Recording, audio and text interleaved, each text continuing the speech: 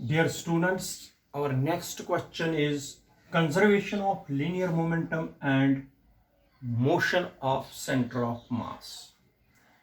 इस क्वेश्चन को करने से पहले फिर से मैं आप लोगों को फॉर्मूलाएं बताऊंगा जो आपको इसमें जरूरत पड़ेगी. फॉर्मूला है, इस वाले क्वेश्चन से पहले हमने अभी निकाला MACOM is equal to F external. ये हमने इस क्वेश्चन से पहले एक निकाला. ठीक है बेटा, एक फार्मूला ये है जो हमें जरूरत पड़ रही है. दूसरी फार्मूला है जो मुझे जरूरत पड़ेगी आज, वो है according to Newton second law of motion dp upon dt होता है F एक्सटर्नल. ये आपको जरूरत पड़ेगा इस पे. और मैंने ये बताया भी है, थर्ड ये हमने अभी किया, VCOM की डिफरेंशिएशन होती है, शाबाश बेटा, ACOM एक्सलेरेशन होती है. ठीक है, इनको नोट करना है. अब देखो, conservation of linear momentum and motion of centre of मास. ठीक है, ये पढ़ाना है आपको. कंजर्वेशन ऑफ लीनियर मोमेंटम आपको पता है, the total linear momentum of A system remains constant if net external force acting on it is zero. ये पढ़ाया है मैंने, law of conservation of linear momentum. The total linear momentum of a system remains constant if net external force acting on it is zero. पढ़ा है ये कि नहीं, laws of motion. मान लीजिए this is a system of particles. Let m1, m2, m3, mn be the number of particles and let R1 vector, R2 vector, so on, Rn vector, या R1 के बजाय V1 vector, V2 vector, Vn vector be the velocities of these particles. मैंने एक system लिया. Let us consider a system which consists n number of particles, m1, m2, m3, m4, mn. Let V1, V2, V3, V4, Vn be their respective velocities.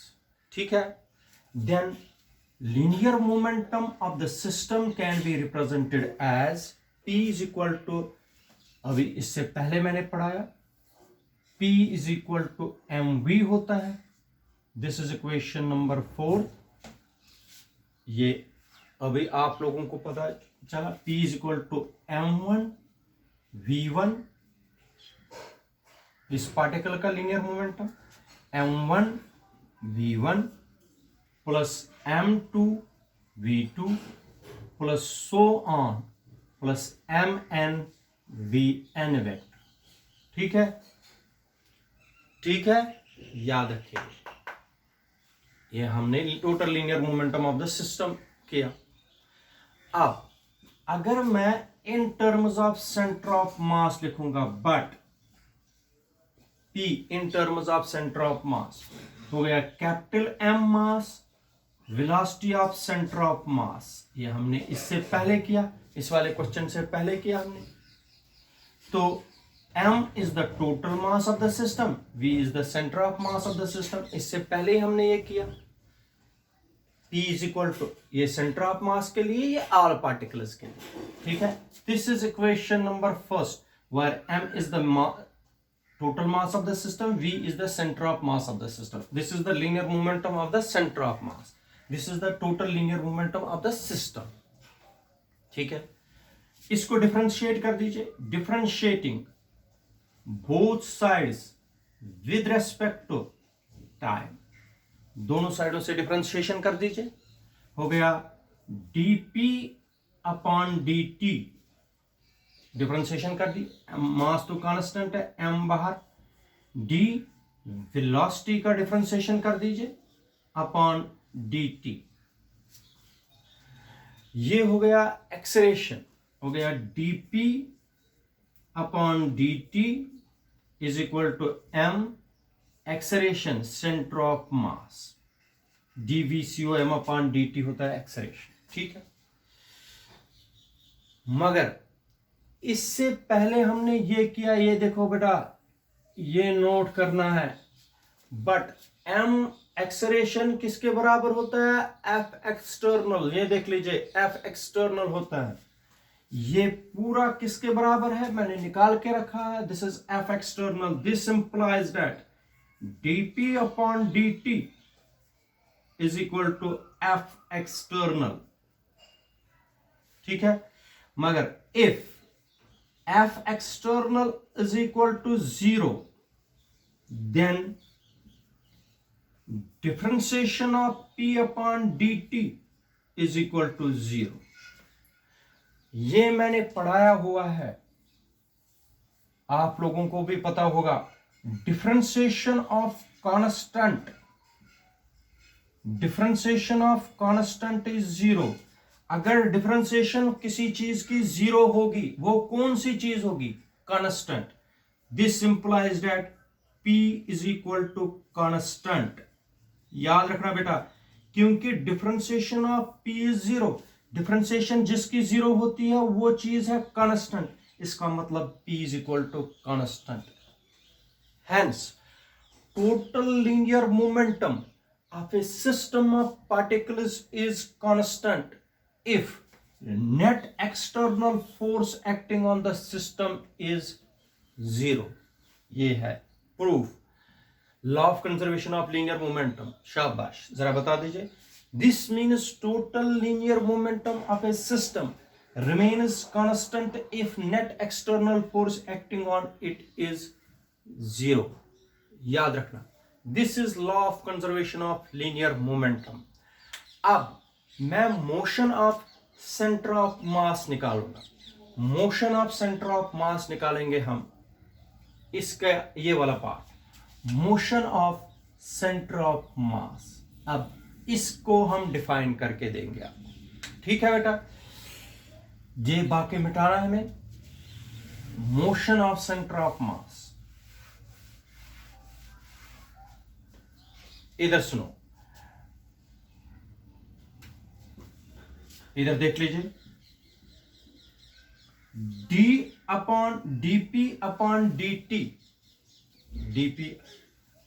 dp upon dt, इससे पहले हमने एक equation की थी, वो equation थी हमें, आप लोगों को याद होगा, जो p है वो है बराबर m, शाबाश, VCOM। ये मैंने इससे पहले, मैंने बोर्ड मिटाया, इससे पहले हमने ये किया था, ठीक है। अब देखो, अगर मैं इसको डिफरेंशिएट करूंगा दोनों साइडों से, डिफरेंशिएटिंग ऑन बोथ साइड्स, ये बनेगा dp upon dt is equal to dm dvcom upon dt। यही बनेगा, ठीक है। यहां तक कोई मुश्किल तो नहीं। ये हमने इससे पहले ये वाली इक्वेशन बनी, डिफरेंशिएशन मैंने कर दी। मगर बेटा आप लोग याद रखिए, अगर लीनियर मोमेंटम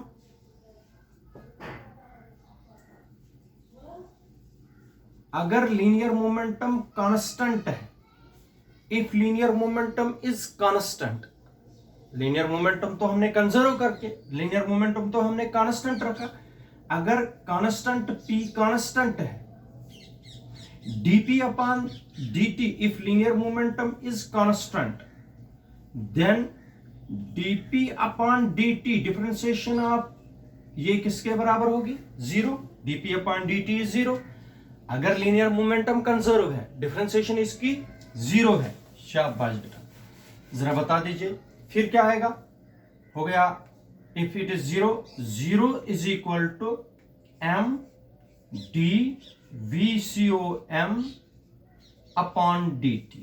ठीक है बेटा, मगर this implies that m d v centre of mass upon dt is equal to 0, but m तो कभी 0 नहीं हो सकता है, mass of the system is never equal to 0।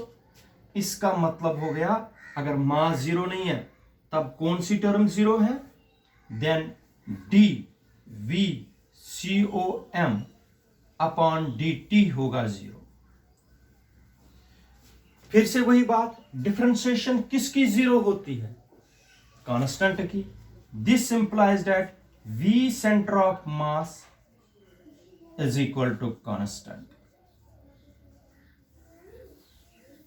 जो वेलोसिटी जो है सेंटर ऑफ मास की वो क्या है, कांस्टेंट, मगर कब, if net external force acting on the system is 0। अगर F एक्सटर्नल ही 0 होगा तो सेंटर ऑफ मास जो है सिस्टम ऑफ पार्टिकल्स का that will move with constant velocity.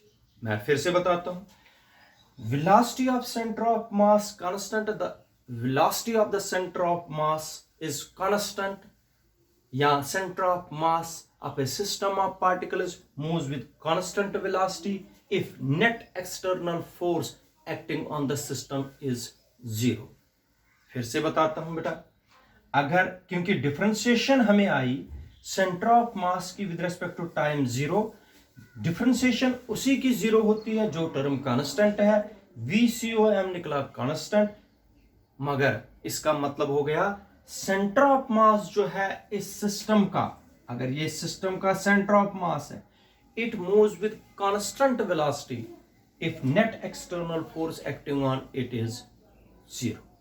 याद रखना बेटा, ठीक है। This is all about conservation of linear momentum and motion of centre of मास। इसके आगे नेक्स्ट टाइम।